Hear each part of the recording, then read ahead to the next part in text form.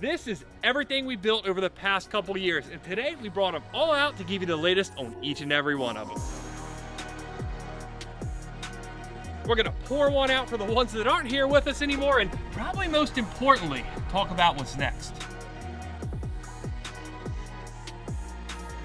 Honestly, I don't have a clue where to start, so I feel like it's only right that we go with the OG, the first real build I ever did on YouTube, my 2007 Porsche 911 Turbo. Still to this day, this is far and away the nicest, best thing I've ever built, and probably ever will build. When I bought this 911 Turbo, not only was the engine blown up, but it was 3 or 4 different colors, and I know none of that sounds great at first, but if you think about it, it's really just permission to upgrade. So we built the engine, we stuck on a pair of big Garrett turbos, which allowed us to make over 1,000 horsepower, and as for the body side of things, well, that got out of hand pretty fast. Now, if you watch the build series on this one, the car's basically the exact same way it was at the end of that. We've done a full Viola metallic paint job. We did a lot of different carbon fiber bits like this GT2 RS hood.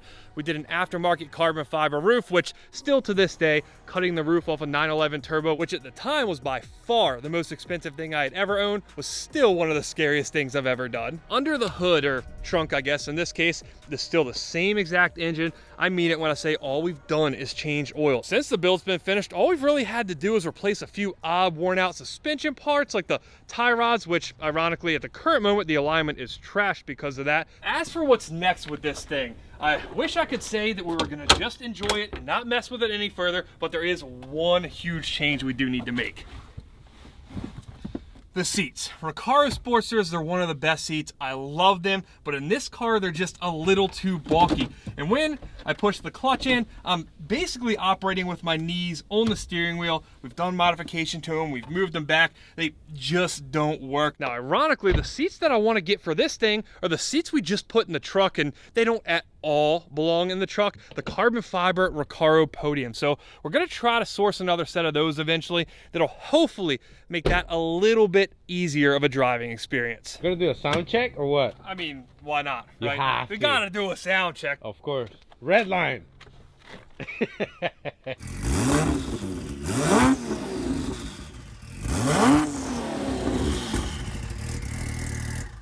So good. It's obviously the best sounding car I've ever built as well. I forget when I don't drive this thing for a while just how intoxicating it sounds.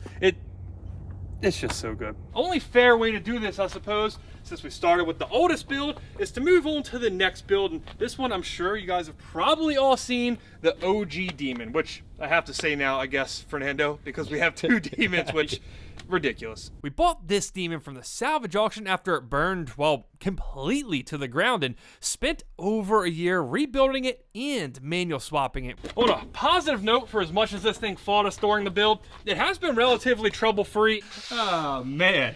Oh.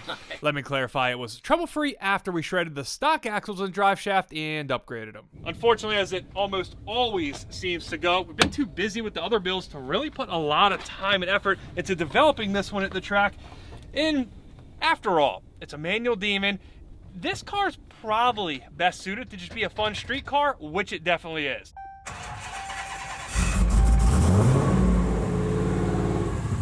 Mopar, Mopar, no car. Mopar.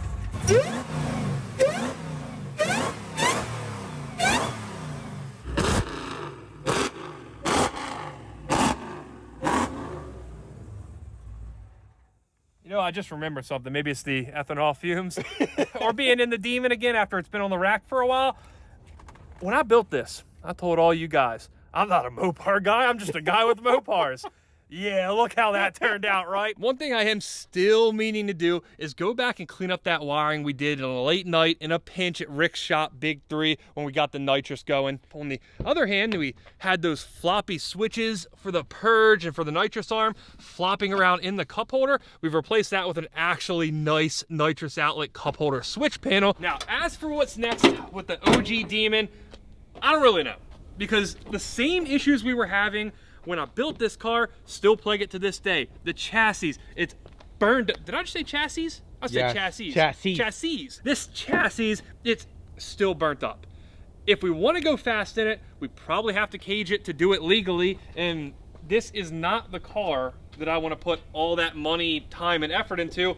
So I think this car probably stays almost the same way it is now forever. But just like the 911 Turbo, I do think this is a car that I'm probably going to end up keeping forever just because it is really special to me. Or just be honest, because nobody's gonna buy it. That's most certainly also true. But on a serious note, this car was by far, at least at the time, the most complex thing I had ever rebuilt. It really is always going to be a special one. I credit this car fully for starting the full-blown Mopar disease that you see around me at the moment. Basically, without that demon, this car would never have existed, and honestly, I kind of wish it didn't. We struggled for so long trying to get the electrical system on the OG manual swap demon sorted out that we decided the only surefire way to get the job done was to get an entire electrical system out of a manual 2018 demon. The problem is, they only made a couple hundred of them. They're ultra rare. The only one we could find at the salvage auction was one that really should not have been stripped for parts. This one wasn't wrecked like most of the cars we buy from the salvage auction, but it was stolen. It really only had a broken window, a few damaged dash panels, and a couple cut wires.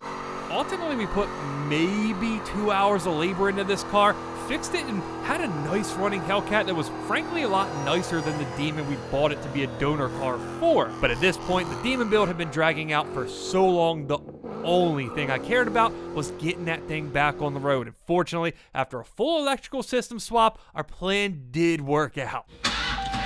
Yes! There we go.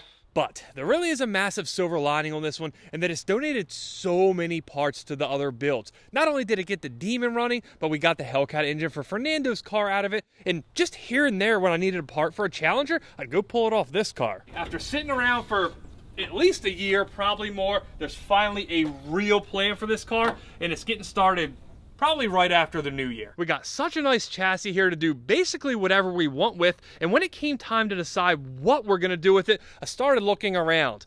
Hellcat powered, Hellcat powered, Hellcat powered. So the plan for this one, once all that came into play, was an engine swap. The only question was which engine. We actually spent a good amount of time playing around yesterday trying to figure out exactly which engine was gonna fit in here. Exactly, and I think we got pretty good ideas. We got ideas. We tried everything from 4 cylinders, 6 cylinders, other 8 cylinders, even 10 cylinders. Now, after this car sat so long, I decided to fund another pile of trash that you guys will see in just a little bit. I was actually gonna sell this thing. So Austin actually bought this. He's going to be engine swapping it on ScrapLife Garage, and I think we have decided on an engine for it, which he has absolutely nailed. It's the perfect engine for this. It's going to fill that hole oh so right, and it's going to make a ton of power, possibly more power than any of my Hellcat powered stuff. Honestly, I do feel a little bad about this car because we took something so nice off the road. I mean, Fernando, it wasn't that long ago. We were out busting up Model X plaids, right?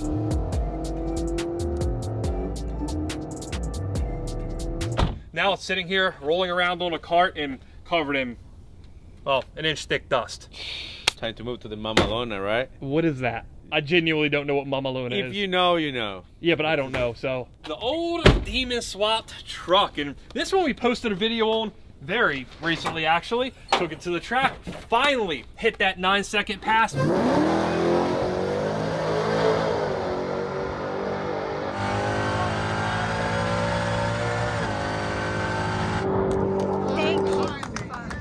I was really hoping we'd be able to get it back to the track this season and hit that 965 pass and make it faster than a Demon, which was the goal I set out with when I bought this truck. But we unfortunately just had to winterize it. It's getting too cold here in the Northeast. So unfortunately, racing-wise, we're pretty much just down until spring. But this thing is still an awesome street truck. We can go out and have a bit of fun if we can get it to hook up, and in the meantime, we can crank her up and make some noises.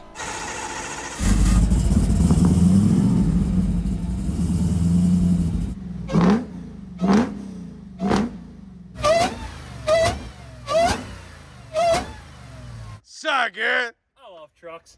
You guys remember, this is my first truck build.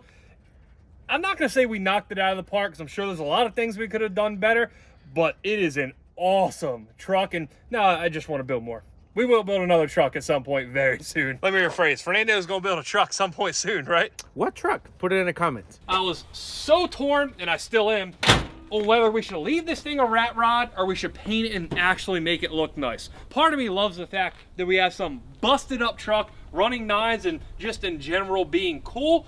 But the other side of me says, we copped out on the Vert Demon. We left this thing a rat rod. Can we really do it on a second car? At that point, it seems like you're just being lazy, and it kind of feels that way too. And I think if we paint it, that gives us permission to lose a little more weight and do something I've been eyeing up for quite some time. The most important thing we need to do this still, even though we've taken a lot of weight out of it, is lose even more weight. That's only gonna help us in one area where there is a lot of weight, is this, the sunroof. And yes, we do still have the list of goals and the checklist from the build on the roof to this day. So I'm thinking if we really want to push this thing faster without having to try to make a ton more power and we need to drop more weight, putting a roof without a sunroof on it is probably a good idea. And if we do that, we're pretty much locked into having to paint this thing. So I think the best plan with this thing, as long as the guys at Top Coat Garage can fit us in the next couple months, is to send this to be painted over the winter and hope it's done and finished up by the time race season's back. And don't break anything in the meantime, I guess, right, Fernando? 100%. Yeah, keep it in one piece, don't do anything dumb, good to go. Next up, my first Ford Mustang. It still feels weird owning a Ford. Definitely not a Ford guy, I'm just the guy with Fords. Keep that in mind when I make a video next year. Wow. You sound like a coyote guy, you know?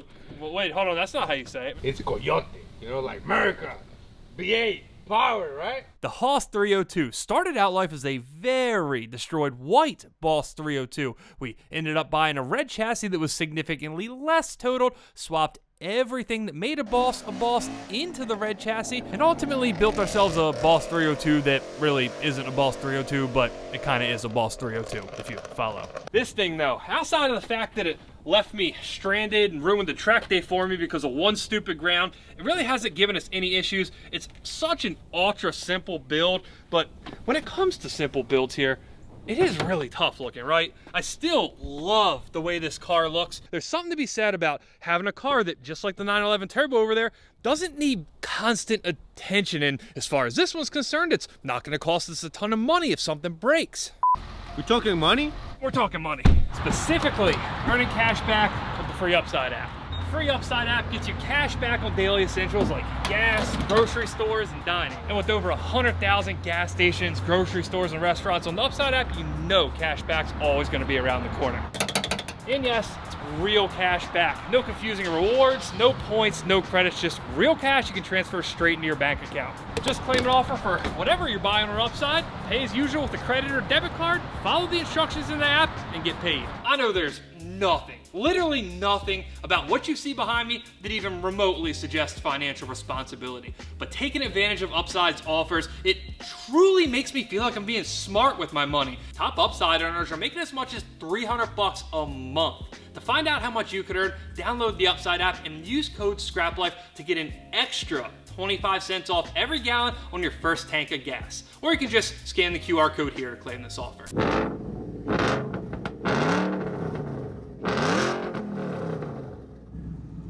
To be honest with you, we're on the same page. In the interest of being objective here, yeah, the car just doesn't sound that good. It sounds great under load. When you're actually pulling it through a gear,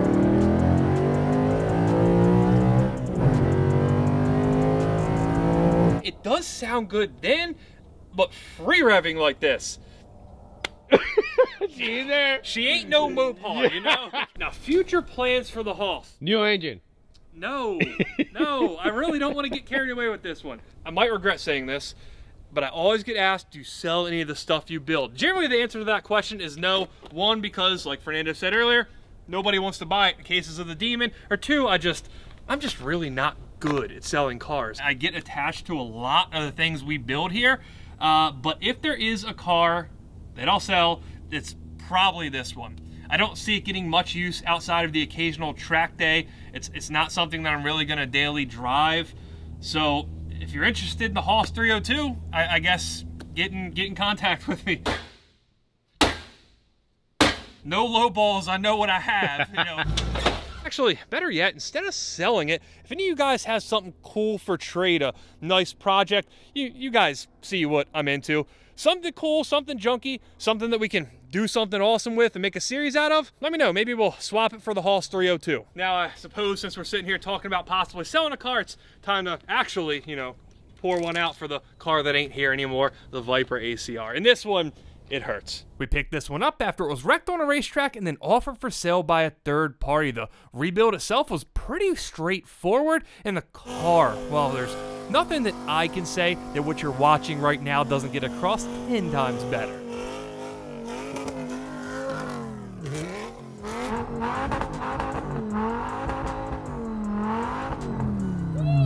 Awesome car. The problem was we had so much money wrapped up into it. The whole premise of that series was that we were going to build a Viper ACR for cheap, but it turns out cheap Viper ACRs are still really fucking expensive.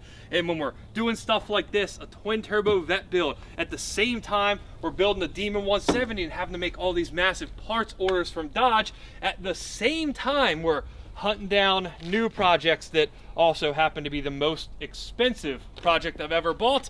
It just doesn't work. The money has to come from somewhere, and in this case we had one awesome car that a friend of mine wanted to buy. He's been wanting to buy a Viper for as long as I've known him practically, so it went to a good home, a local guy. We'll see the car again. I'm positive it'll all be worth it once we get cranking on this thing, but it still hurts. Now's where we start seeing some of the spoils of selling that Viper. It is literally sitting in this engine bay. We got the twin turbo Vette build that really hasn't changed much since the video came out a week or two on. We've started wiring it up, and I'd say at this point we're realistically 2 weeks from starting it for the first time. Being that we got a full video coming up on this thing, there's not really much of a need to spoil it now. We started laying all our wiring, our engine harness, the coil setup. We've also found ourselves a really nasty surprise when we pulled the carpet up. We got the Holley Dominator, our relay panel. Now, the original goal in this build was to make 1,500 horsepower and have a fun manual transmission car, but the goalpost has moved just a little bit on it. Alex showed up one morning in this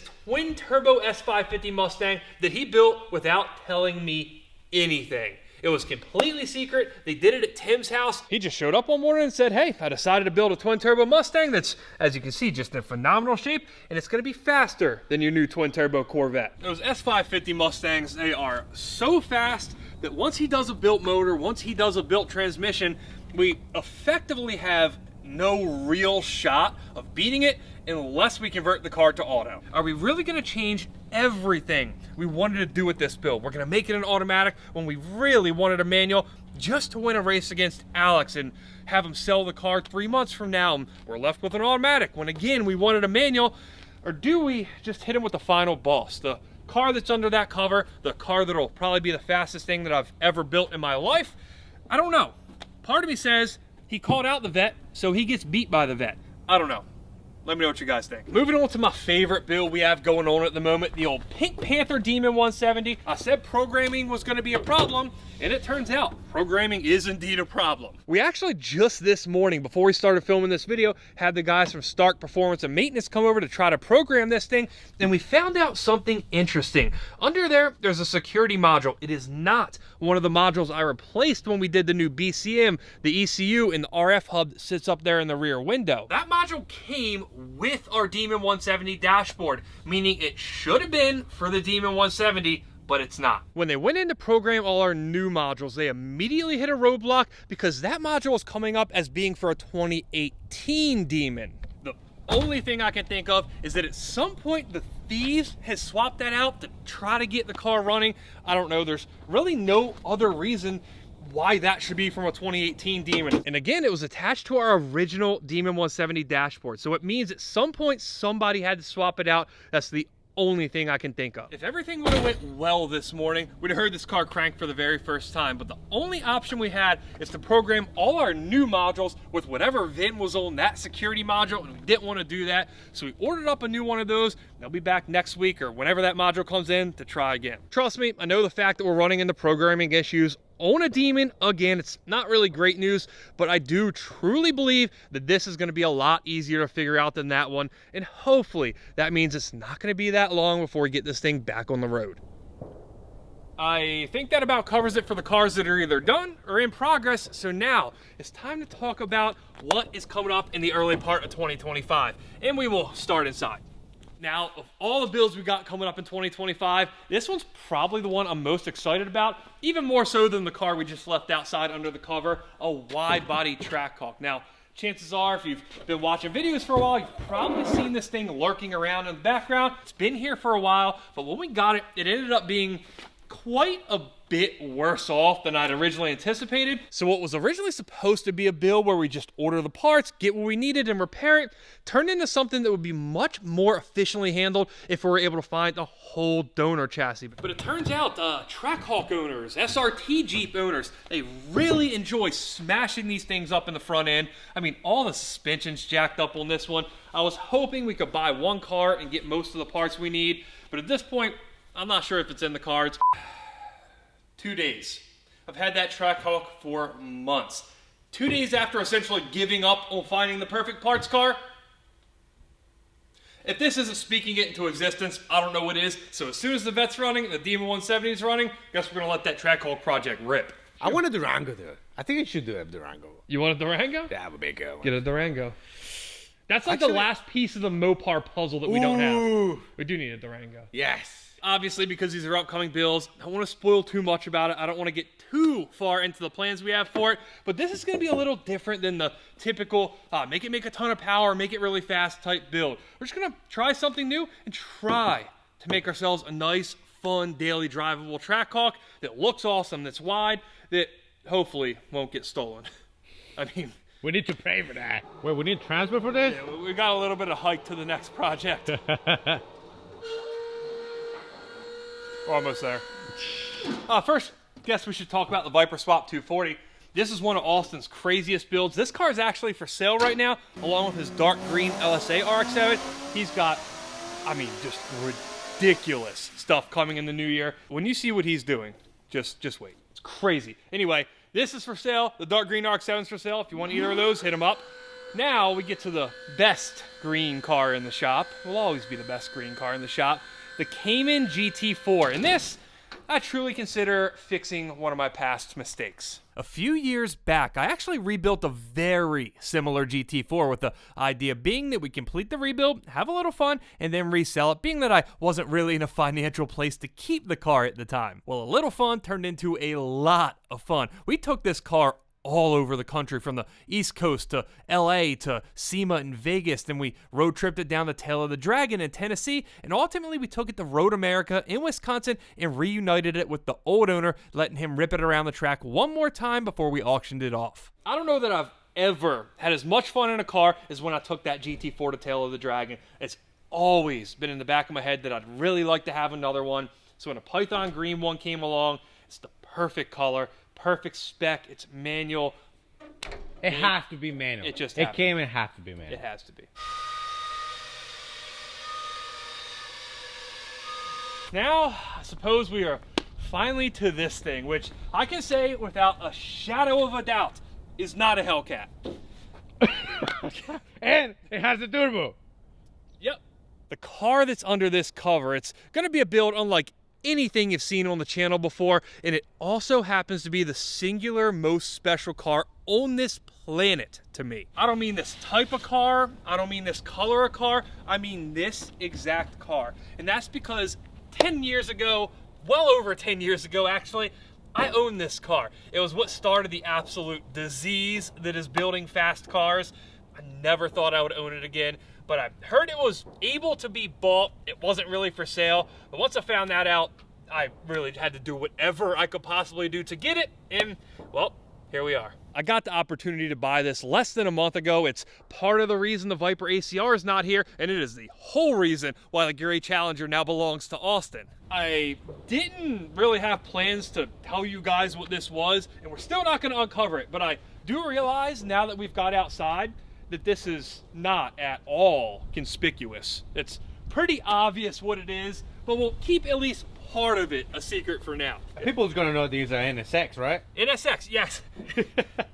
Yeah, it's an NSX. Solved it, Fernando. Now, the only question we have left here is, obviously, where's the 350Z? What'd you do to it? It got hit. Basically, it wasn't my fault. I thought it was a great idea to drive it in the weekend. You know, it's been sitting around. And no, not a good idea.